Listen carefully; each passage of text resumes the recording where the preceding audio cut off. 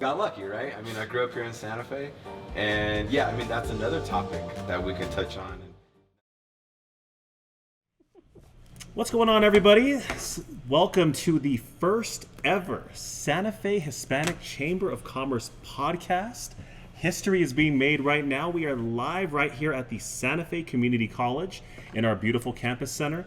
Just thrilled to be able to do this. This is a tremendous honor.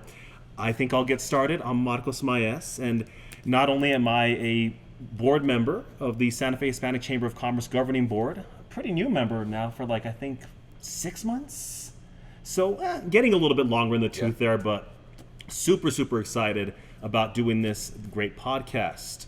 I have two incredible other folks joining us this afternoon, this beautiful hot afternoon in Santa Fe, New Mexico. I'm going to get started over here with our president of the board of the Santa Fe Hispanic Chamber of Commerce. Please introduce yourself, my friend. Thank you, sir. David Fresquez, president of the Hispanic Chamber of Commerce. I own Age Friendly Senior Care. I started this company 9 years ago, and one day, my 9-year anniversary was yesterday. Congratulations. So that was super cool. Being an entrepreneur is definitely not easy. It's a wild ride. My mom texted me, she says, "Hey, congratulations, Hito." And I said, "Thanks." I said it was a wild ride, and she says, "Yeah, we know, because they went through it with me, right?" Born and raised here in Santa Fe, so just happy to be part of the group. And thank you for having us.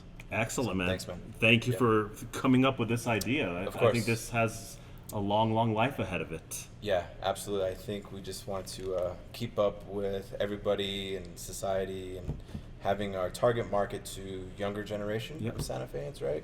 And attract, middle school, high school kids, college kids to tune into the Hispanic Chamber and learn the X's and O's of business and just have a good time in their careers and know that they have a friend within the chamber. So, excellent, my friend. And Jynel. Hi there. I am Jynel Torres Montemorano, and I am the current Business Development Director for the Santa Fe Hispanic Chamber of Commerce. Just a little bit about myself. I'm native here to New Mexico, grew up in Albuquerque, New Mexico, and I am a UNM graduate. So I think the big goal is, bridging Albuquerque to Santa Fe, growing community, and overall figuring out how to dive into business. So that's just a little bit about myself on a personal level.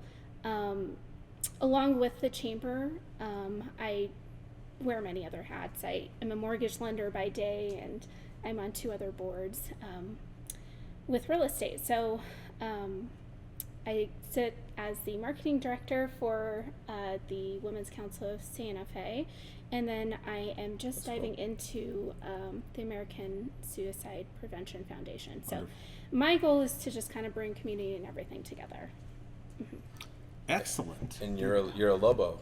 I'm a UNM Lobo. Yeah. Yes. And you're a Highlands Cowboy? Both. So UNM Lobo with my bachelor's and my master's, Highlands Cowboy. Okay. So I'm a CSU. So my we've got goodness. Colorado, Vegas UNM. Yes. So everyone's a Lobo, right? Everyone's a Lobo. Cool. And Jynel, tell us how you got started with the 40 under 40 and your first experience with our group. Oh, okay. Yeah. Yes. So last year, I just kind of stumbled upon it. I decided to buy some tickets for the 40 under 40 event and invite some real estate partners. What made you do that? I just saw it online. Yeah. So it was just... Did you see it on our website? Off the cuff. Yeah. I did not see it on your website. Yeah, I went to your website, did a little bit of research. Cool.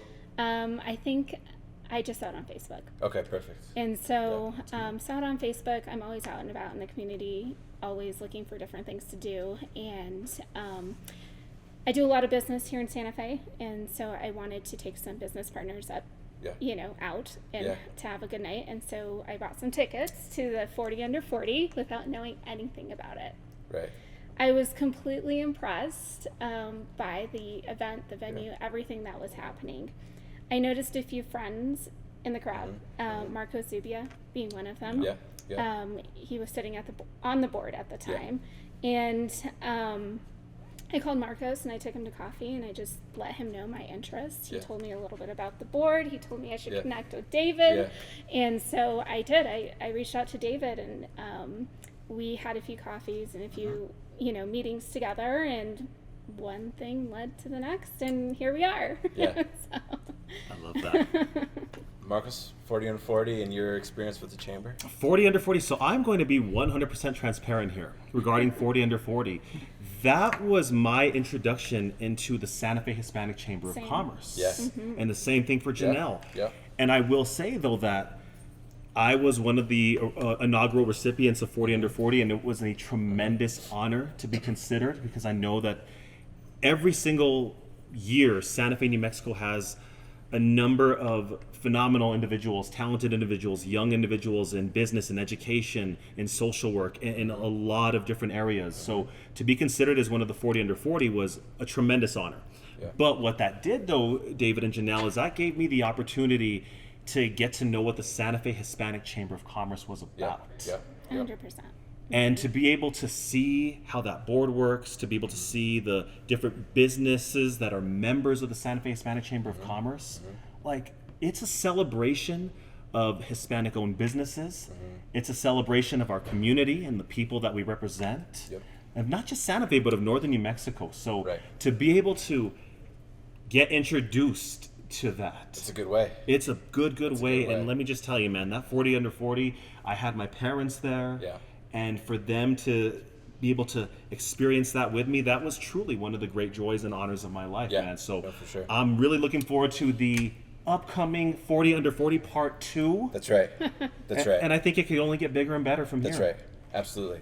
So to be transparent with you guys is when I was on the board in 2019, Ray Sandoval was our president. He does so many things for us as a community. He does Zozobra, Day of the Dead, 4th of July, New Year's, and then he works for P&M. He was our president. Yeah. I was a board member. The VP had a baby, right? And then Ray said, "Why don't you become VP?" I said, "You guys are crazy. I'm knee deep into my business, and there's just no way." I said, "Well, I'll be VP as long as I'm not president." And then Ray got, I think, more promotion at Famous P&M. last words. That's right. Yep. Right. So then I was like, shoot. Okay, I guess I'm president. So that happened in late 2019, and then obviously COVID happened. Right? So we were like, shoot, because we were real network heavy. Yeah. We were doing a lot of things within the community. So it was basically fast forward about a year and a half, right, of just a lot of just downtime. So I put my business hat on and I was thinking, okay, how do we get our chamber back onto the map? And what target market are we missing in Santa Fe that we can recognize? And that was essentially the young people, the up-and-coming entrepreneurs, business members of the community. So our target market were you guys. We were trying to spruce up the community and say we need to find the Marcos and Jynels to get us forward into our chamber. So my mission has been very much accomplished. Mission accomplished. Yeah, by bringing you guys along, right? So that was kind of the whole point. So there was no coincidence. We were casting our net and our fishing hook to Very get. cool. And to you get got what us hook, and line, and we sinker. hooked you guys. Sure Yeah, did. we got you. So so our next 40 to 40, correct me if I'm wrong, September 22nd. That is correct. At yeah. the Santa Fe Convention Center. So it's the same type of format. We have already posted our 40 under 40s, right? And you guys will have to remind me of like some of the recipients and their businesses too, and we can kind of tell everybody about that. I mean, we have folks representing that's the beauty of the 40 under 40. It's not wide. just business and, owners. and it's northern New Mexico That's too, right. So it's Santa Fe, northern New Mexico, and it's you can be an employee or you can be an entrepreneur or business right. person in the community. And it's not only Santa Fe, but it's northern New Mexico. That's right. So yeah. So, David, just a quick question for you, Mr. President of Yeah. the Board of Directors. For those new folks who are just learning about the Santa Fe Hispanic Chamber of Commerce, Yep. the new Marcoses and Jynels Yeah, there you of go. the community, Yeah. tell us a little bit about what is the Santa Fe Hispanic Chamber of Commerce and what does it do for our community? Yeah. So I think in a sentence is we want to connect our business owners to the community and our community to the business owners, right? And obviously being the Hispanic Chamber, we're connected to our entrepreneur Hispanic person, our immigrant, our Mexican American. That's kind of our target market, right? So we're kind of building that bridge between their companies, their agencies, their entrepreneur dreams into the community.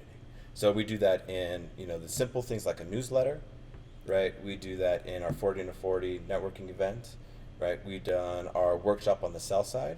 So we connected with Santa Fe SCORE, Santa Fe City of Economic and Development, and we created 7 workshops targeting the immigrant and Mexican American community.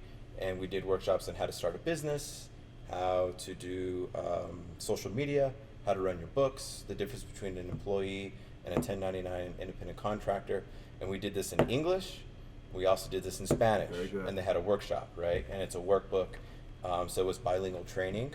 So if that kind of gives you a flavor of what we want to do. And then obviously podcasts and just getting out into the community more. So you're removing that significant language barrier that Absolutely. so many of our citizens Absolutely. here in New Mexico and in Santa Fe Correct. face. Yeah, so that's, obviously our culture. And I think another good question is, what's the difference between us and, like the regular Santa Fe Chamber? And I think one thing that we really pride ourselves on is preserving that culture, right? That Hispanic heritage culture. And I also like to think, especially in the future, we can be a little bit more outspoken, right, on our needs in the community, because our Hispanic communities, it's amazing, right? Got great food, great culture, great people. On the south side, many of them are entrepreneurs and business people. When I read just an article last night that an immigrant coming into America is like 10 times more likely to be an entrepreneur than like an American person. Because they're literally hungry, Right. right? And that's what it takes to be an entrepreneur. Is you have to go and feed yourself, right? And that's the way they do it. So I think those are the pieces that we're trying to put together for our community. So that makes it just real extra special for us, right? Right. So I hope that kind of answers that question. No, Just gives absolutely. a good breadth of like what we can do.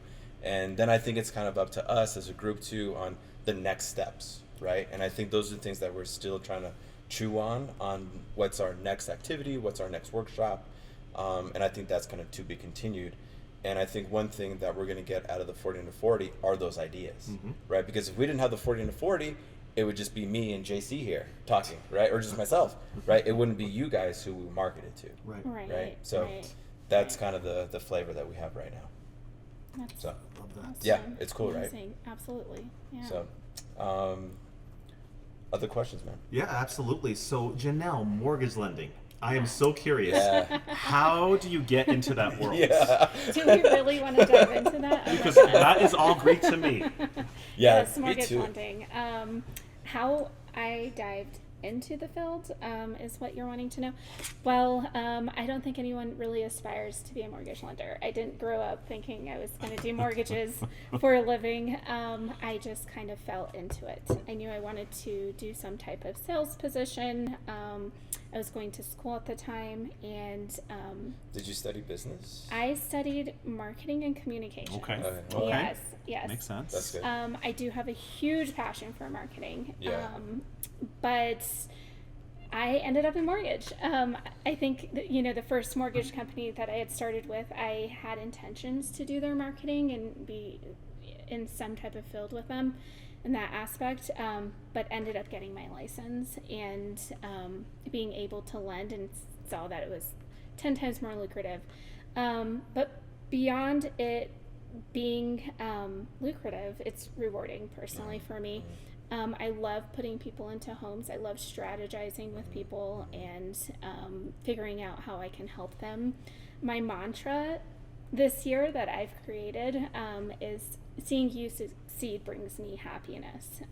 And so I'm just leading with that.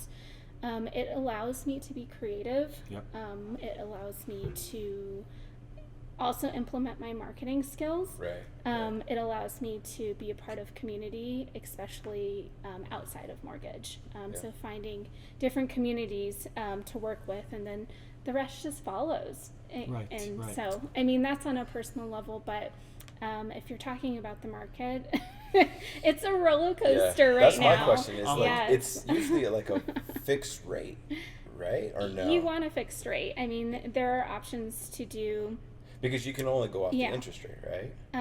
as far as Like, as far as if somebody wants to have a house to lock in their interest rate, that interest rate is like universal, correct? or not so much, or it's based off credit too? It's based off credit. Yeah, I should know So- better. I've so- bought a bunch of properties here in Santa Fe, but I should know better than that. But So there's a lot that goes into rate. The Federal Reserve's, that's what also, I'm talking about, because yeah. they're the ones who put that rate out, right? They have a huge influence on the rate, Okay, absolutely. okay. But also the borrower's credit score, Right. and how much they put down, what they're Okay. purchasing, which program that they're choosing. Okay. If we're using a federal program or a state bond program. Okay. So yes, there's a lot that goes into rate. It is a roller coaster right now. It is higher than what we've been seeing the past couple years. Right. Right. As everyone knows, COVID brought the rates down quite a bit. We were really doing well with rates. We were in the 2%. That's crazy. I walked friends and family in Wow. Yeah. at really low rates. So it's been fun. I mean, I love mortgage lending. How long have you been doing it? Exciting. 6 years. 6 years. Mm-hmm. So okay, so you have the mortgage lender hat on. Yes. So that's your day job. Absolutely. But you were also sharing that you're also involved in some boards to help a number of different individuals. So what was it about that? Why did you want to get involved in more than just what you're already doing, which is a lot? What was it about that drove you to be involved in community service and serving on these boards? I think it's just because I love community. I love giving back.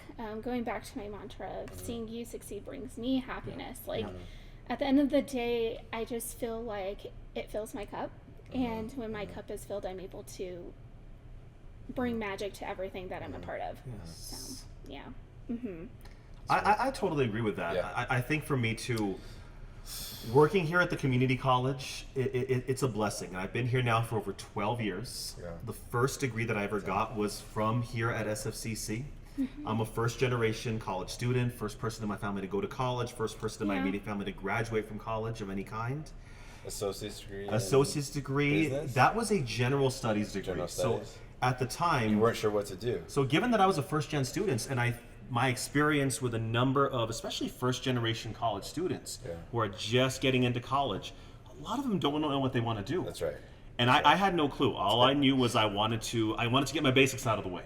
Whatever the heck that meant, I wanted to get my basics out of the way.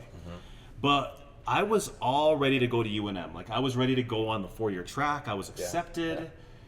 I ended up taking a tour at the community college, and I thought, you know Here. what? Here at SFCC, Yeah. right here in this building, as you can see. Yeah. And I thought, you know what? I'm going to give it a semester. Let's give it just the one semester, and then I'm going to just transfer those credits Yeah. to UNM. Yeah. And the one semester turned into 2 years. I graduated from SFCC. I got involved in student government. I was a student government president. Oh, yeah?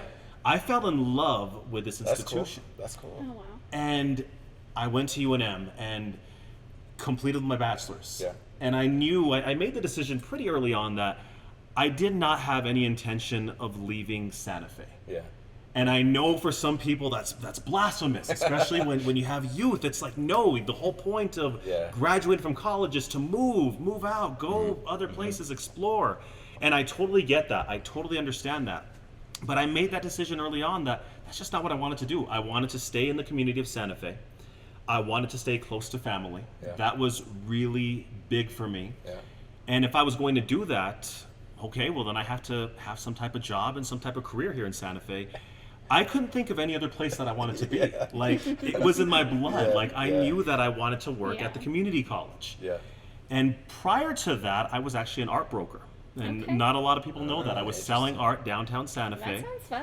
It was interesting. And it could definitely be a very lucrative, rewarding gig Yeah. where, I mean, you could, depending on the clientele base that you build, it's kind of like mortgage lending. You build your Yeah. clients and you build those money clients Yeah. and you could make an extremely good living doing that.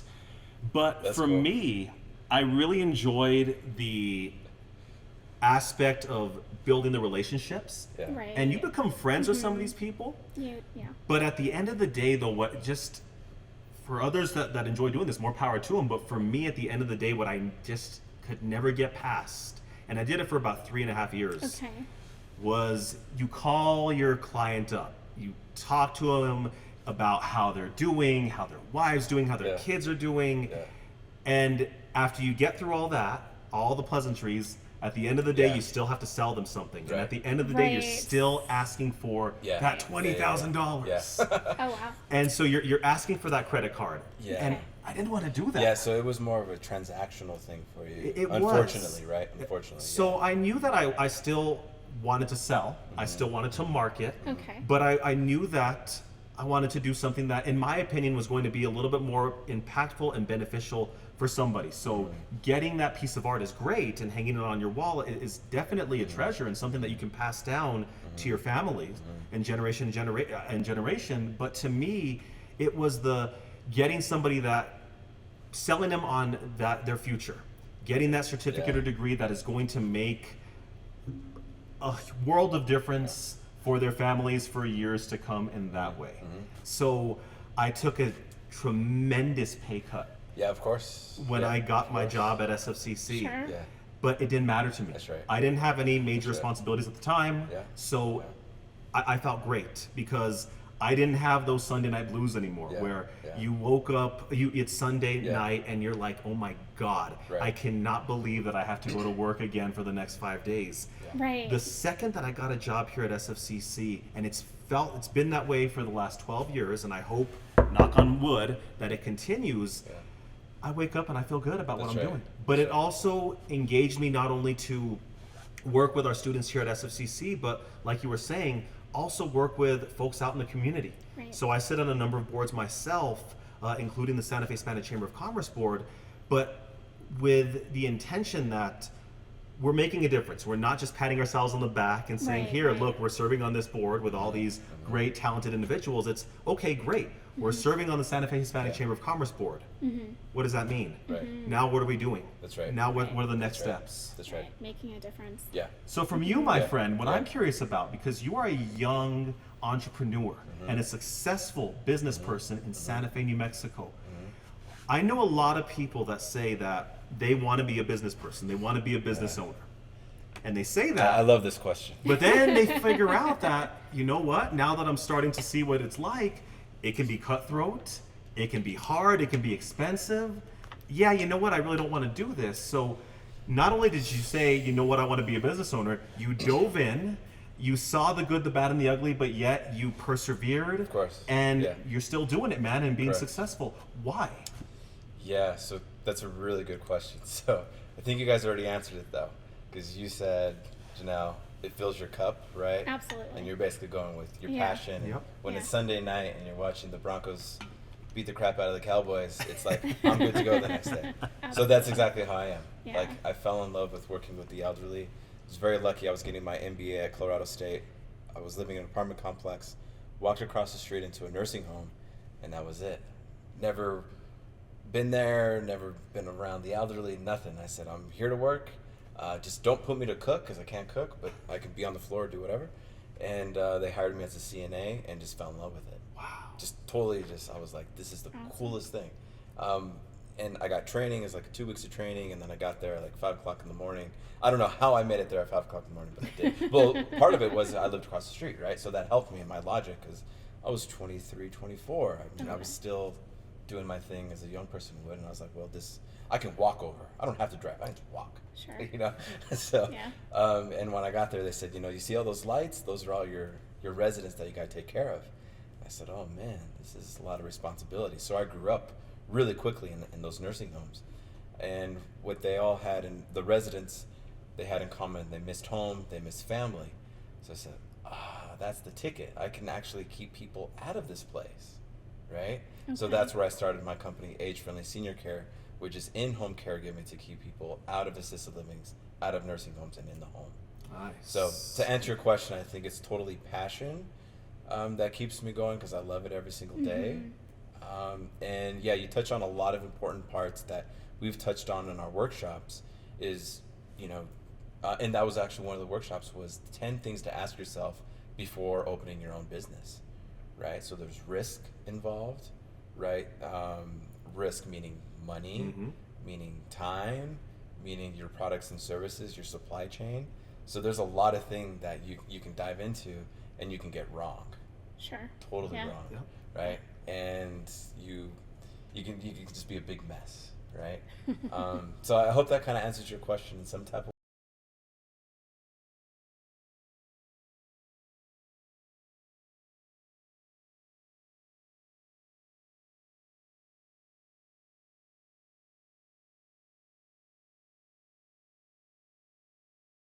there.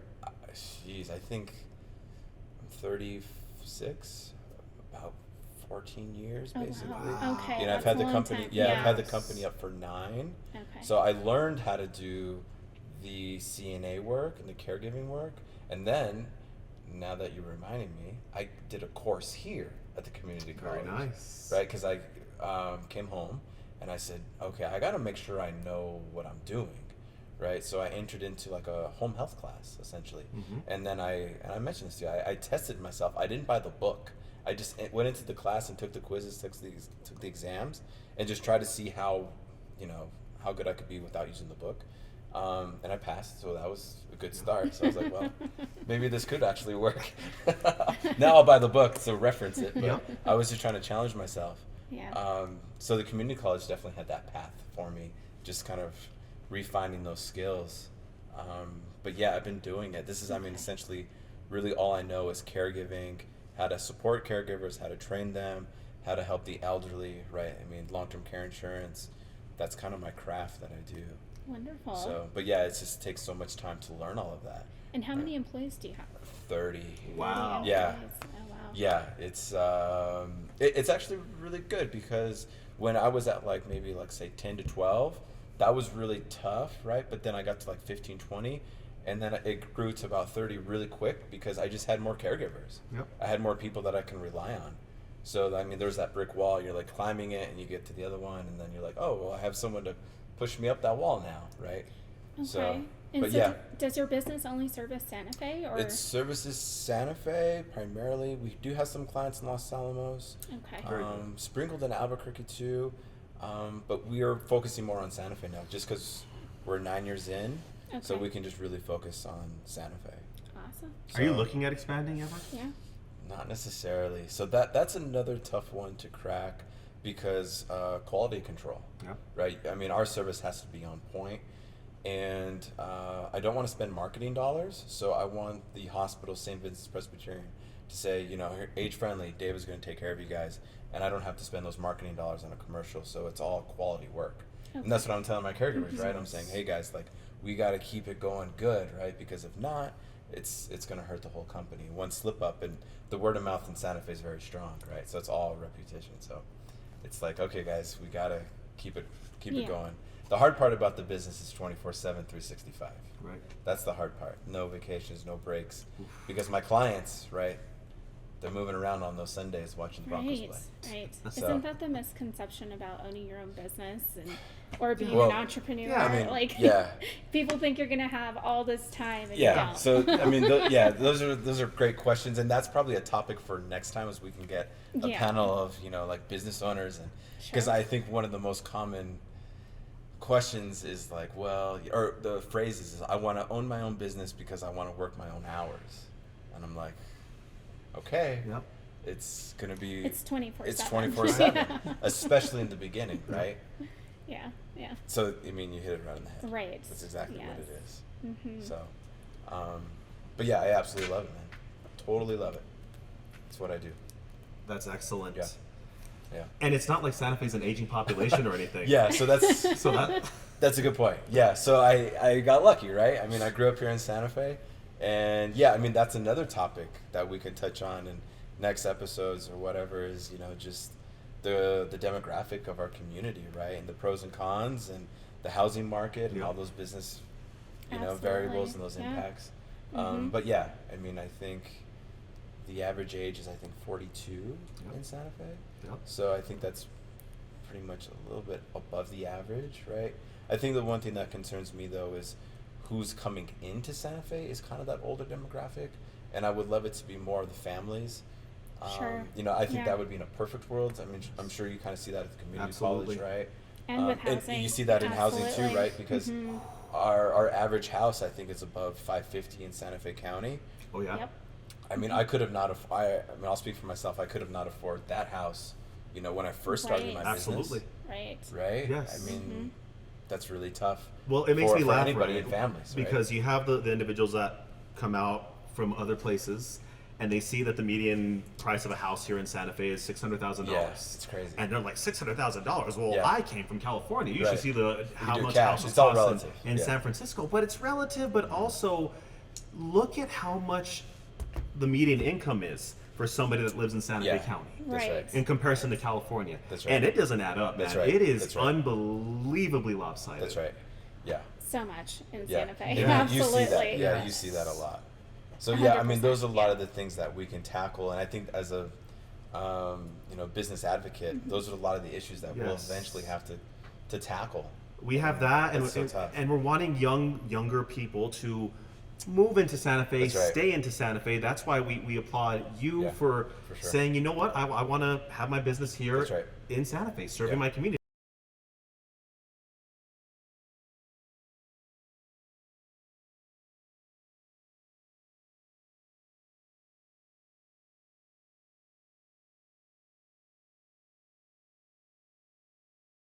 Yeah.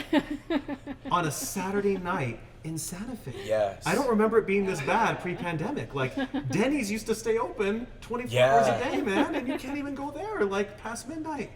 I don't know what's going on. Like, to me, Santa Fe is expensive to live in, Yeah. and we want young people to stay here. Yeah. But okay, so then what's the incentive? What's the attraction, What's the essentially? attraction? Yeah. Because okay, so it's expensive to live here. Great, it's beautiful, Yeah. absolutely. Yeah. But okay, so what's the nightlife like? Well, if you like to go to bed at 9 o'clock, this is the place for you. So it's like, Yeah. then what do I want to do? Like, so then what's the median income here? Yeah. About Yeah. close to $40,000. Again, why do I want to be here? So I think that Yep. it's good to start having these conversations with folks in Yeah. the industry and folks in the businesses that have proven that they have been successful and are wanting to stay in this community, to get these voices out there again, to tell our elected officials here Yeah. in the city and our business owners, Yep. we have to incentivize That's right. this city for our young people. Right. Right. Because if not, right, then Yes. we're not going to have any workers, right? Yes. Essentially. Yeah, and it's going to be like 100% tourist town. Yep. And the workforce is going to be just minimal. Yep. I had coffee with a city community leader. It was Camino Alegra area of Santa Fe, and they had mentioned that Salazar, I guess, elementary school, may no longer be an elementary school because they don't have enough kids to go Yeah. to school. Oh my goodness. Yeah. Really? Right, and those schools in that neighborhood are moving to the south side because it's more affordable. So I'm thinking, oh shoot, like Right. I Right. Well, didn't even know that. I mean, I did an open house on the south side this past weekend, and Yeah. I mean, is it more affordable? well, yeah. I mean, yeah. So those houses probably go for like 3 bedroom, 2 bath, like for like 400. I mean, 533. 550. Yeah, for like a 2-story. I think Yeah. I know what open house you're talking about. If it's the open house you're talking about, Yeah. it's literally my next door neighbor selling that house. So Where was it? Avenida. yep, Del Sur. Yeah. Yeah. Around there. Yep, Yes. yeah, Paseo del Sol So- West. Yes, yeah, it's crazy. It's just crazy, and like David, I bought my Is that where you live? house. Paseo del Sol West? I live in, so that, we're in neighbors. that area. Yeah. Excellent, my friend. We'll go golfing at Marty Chavez one day. Yeah, that's right. Yeah, my brother lives like right on that course. Yeah. Well, man, Don't hit my brother's house. I won't. I won't make any promises. Yeah. But I got my house, man, 11 years ago. Yeah. Oh, there you And go. there is Smart. no way Yeah. that I'd be able to afford that today. That's right. There's just Right, no right. possible Right. way. Yeah. Yeah. So very, just very, very fortunate. Yeah. Yes. Hang on to that. Don't sell it. Yeah, just rent it. No intention. Yeah, but it probably doubled in price. Oh my God! I mean, It's crazy, it huh? almost tripled. I mean, it's crazy. 11 years ago, Yep. tripled. Yep. Yeah, and then the rent, right? Kind of to your point on what you're saying, the rent's going higher. I have rentals. I'll rent them to my caregivers. Yep.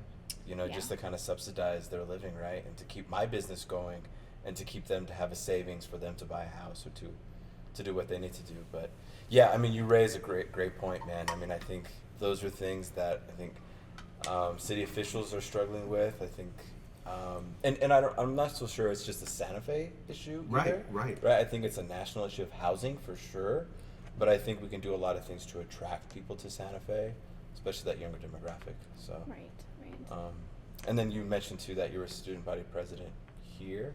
I was student body president at CSU. Very nice. Yeah. So, question for you is, what one of the things that you did here for the community college when you're student body president? Wow, That was probably a long time ago. We are going way back in time. Yeah, because that's a pretty tough job too. Like, you had to really kind of think that through, and your initiatives and work with faculty. Yes. You know. For me, it was super beneficial. Yeah. Because I got and rewarding because I got to know the leadership of the college, the president, the executive team. I got to know a different number of faculty, of staff, and a number of students, because when you're the student body president, you're the face and the voice, basically, of your college. Yeah. So, did you have to speak at graduation? I was the speaker at graduation. Okay. I found out I was the speaker at the graduation the hard way. Oh, did they just Yeah, tell you, it was like... essentially kind of like last second. I was like, oh no. No, I had at least a I did few... good though. I don't remember it, but I they think said you I did work well under yeah, pressure. Yeah, they said I did You don't really wanna well. know. So I was like, all right. Well, I had a few. I had some notice, so I was good. I had a nice speech prepared. That's good. But I'll tell you though, man, it's maturity, right? Like, if we go back in time to me in my very early 20s, you kind of shudder to see yourself now as an adult. Like, so I knew I was the speaker, and for one of the things that I most remember about my college graduation was I was literally the last person, the last graduate that ran into my graduation like my hair was on fire. I was late. Like, I was 15 minutes late. Like, the music was getting ready to start, the graduates were getting ready to walk on out, and I'm literally like Usain Bolt sprinting into the gym. And like, my SGA advisor is like completely like losing her mind, and it's like, I can't, but I was like, sorry, I can't talk, I gotta graduate. So no, it went well. But what that kind of taught me was just to work with different people and individuals. And like, okay, so what does it mean? We have an issue that was brought up by a student. And that's where I started to learn about, creating little subcommittees in student government associations so that we can talk more about those issues. That's right. One of the things that I was most proud of when I was in student government was creating forums, getting our leaders, our executive team of SFCC at the time, into a room and kind of town hall style, opening up this forum to our students and our constituents, and being able to ask our leaders the hard questions.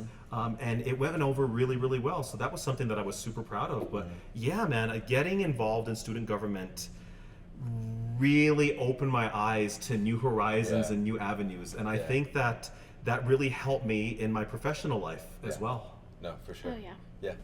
No, I wanted to touch on that because when I heard that, I was like, I had no clue. I guess I could have put that together, but I had no idea. It was a long time ago. I was a young, cocky kid at the Yeah, it was a time, long and time ago. you shudder when you look Yeah, back. it's But a long time ago. hey, we all learn.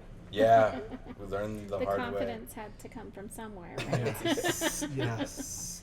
So your time at UNM. So Oh man. Yes, it is a long time. we're gonna go back in time now. We're going into the time but, machine for all of us. Our target market is the young guys. Yes. So. So were you involved in any activities there, extracurricular activities? Like, what was your experience like when you were a Lobo? So I was a very non-traditional student. And you mentioned earlier you were the first to graduate from your family, and same for me. So first Hispanic women in my family to That's graduate, great. right? And Congratulations. so I pride That's great. myself, That's great. being able to That's have huge. that privilege to be able to go to college. It was a long journey. I wasn't brought up with the expectation to go to college, so it was something I had to discover on my own. Yeah.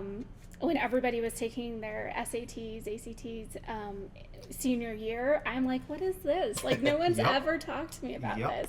Kind of, just took it and didn't really think seriously about it. So therefore my scores weren't the best. So luckily, New Mexico did at the time have the program where you could go to TVI at the time, and then Did they have the lottery too? they had the lottery, Yeah. and so Okay. that's how I started with college, just dipping my toes into it because I really didn't know what I wanted to do. Right. And I did that for a really long time, actually, Yeah. so it took me longer than 4 years to graduate. Started at TVI, now CNM, and try different things, but I had always worked full time. I had started a job in a law firm, worked my way Very up. nice. Yeah, so I started as a receptionist and then ended up paralegal by the time, that journey was over. And so the legal field is extremely demanding. You're working for an attorney who is essentially a workaholic. They want you there, right? So I was chained to my desk, but I knew I wanted more, so I continued with school. I had stopped school quite a few times, went back doing night school, and I had at one point worked more than one job. And so it was a slow race to the finish line.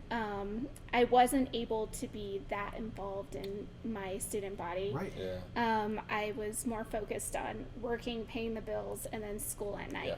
Yeah. And so that allowed me to explore a lot of different things, a lot of different careers. At one point, I think I wanted to be a nurse, and then at another point, I wanted to go into nutrition. And then also maybe law school. I ended up a mortgage lender. So, I think everyone's journey is different. Yes. Yeah. Yeah. Mm-hmm. Yeah, we all, same way. Like, Yeah. I went through school, but then after that, I had my MBA, and my first job after getting my MBA was at Luby's Cafeteria, waiting tables.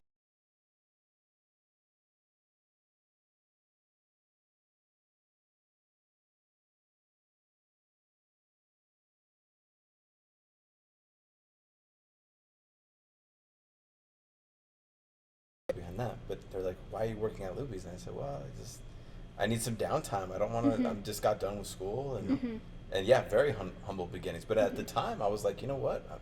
I just made like $90 cash Right. in like 3 or 4 hours. Mhm. Like, Right. this is pretty cool. And I kind of learned how to save money at that time. And then I worked at a furniture store, learned how to sell furniture, the south side of San Antonio. Nice. Then went eventually to work for the San Antonio Spurs as a sales and marketing. But everyone's journey is just completely different. I mean, I went from working from, you went from working at an attorney's office to X, Y, and Z to doing mortgage, right? You probably had the straightest path to some extent, other than selling art. But that's very Santa Fe too, though. But Like, you know what's funny though? I just want to say this really I would quickly. say. Like the power of just being a communicator, knowing how No, to no, talk. there's no.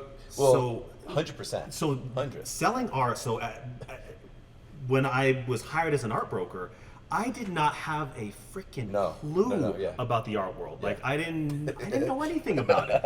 And I was working with individuals who that was their academic career. They had their MFAs, and now this is what they were doing. Interesting. And I started off as like a gallery assistant. Like I was just someone that was in there like hanging up the art. Like it was like my summer job, like before my next semester of college. Yeah. And when we would have like get-togethers and gatherings, like I would talk to the clients and I would have no problem presenting. And all of a sudden, like the owner's like, you know what? Let's get you as one of our sellers. 100%. So I'm so happy, Jynel, that you shared your story with us because you are absolutely correct. There's a significant number of young people out there, just individuals out there. It doesn't have to be young people, are non-traditional age students as well, who share that story that I don't have time for extracurricular activities. Like I have my job and I have school.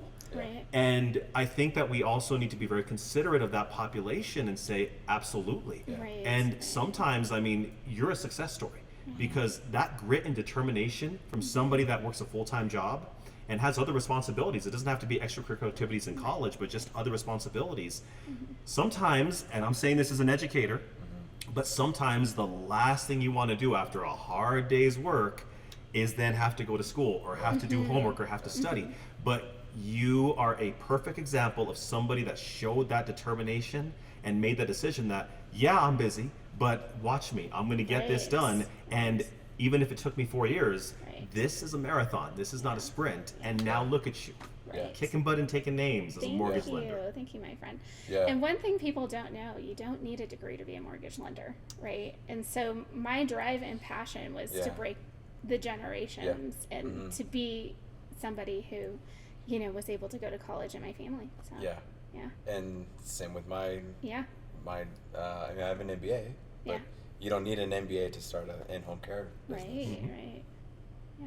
So, I mean, I think there's just so many ways to skin the cat, and I think it takes people like us to get to the listeners of saying, you can do it. 100%. You know, it's going to take time and patience and some steps back, but if you just keep pushing forward, you'll get to where you want to be, and then you'll get to that goal, and then you'll be like, holy cow, I actually want to do this now, or I want to give back to the community now. Right. So I think you see that with your students here at community Most college. definitely. So. And if there's one piece of advice that I could give community or any young person, is to just never stop. That's right.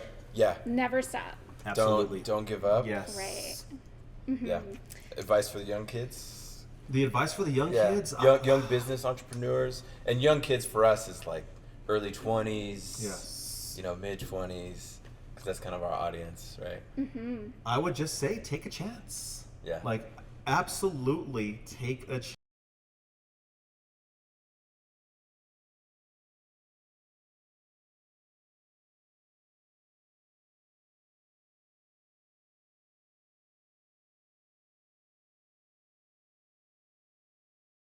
Risks that they do pay off. That's right. And I think we're getting ready to wrap up here in just a little bit, but what I would like, the last thing to touch on is, how do businesses, so anybody that's out there right now listening to us or watching us, how do they get involved in the Santa Fe Hispanic Chamber of Commerce? How does a business become a business partner, become a member? Yeah, so good question. So I think first and foremost is get to our website, right, Jynel? Get onto our newsletter. That's like our main communication board. And I'm sure JC can put up like some of our information onto the video. And just give us a call, get to our website. That newsletter will have all that information. Great. Our after hours events, we'll have one in a couple weeks at the Santa Fe New July Mexican. 27th. Yeah, at the Santa Fe New Mexican. So do exactly what you guys did. Just come up to me or one of the board members and say, hey, how do I get involved with the chamber? Another great way is also reaching out to our socials, right? We have an There you Instagram, go. we have a Facebook, we have a That's lot right. of things in works. That's right. Excellent. Yeah. So yeah, good call on that. I appreciate it. Yeah. And if you are a business partner, a member of the Santa Fe Hispanic Chamber of Commerce, guess what? You are going to get to be featured, your business, on a future episode, and you're going to do what we just did right now. We're going to just shoot the breeze, we're going to talk, and we want to hear about all the highlights and successes of your business. So we look forward to seeing you here very, very soon. Cool. Awesome. Thank you guys. Thank Episode you. 1.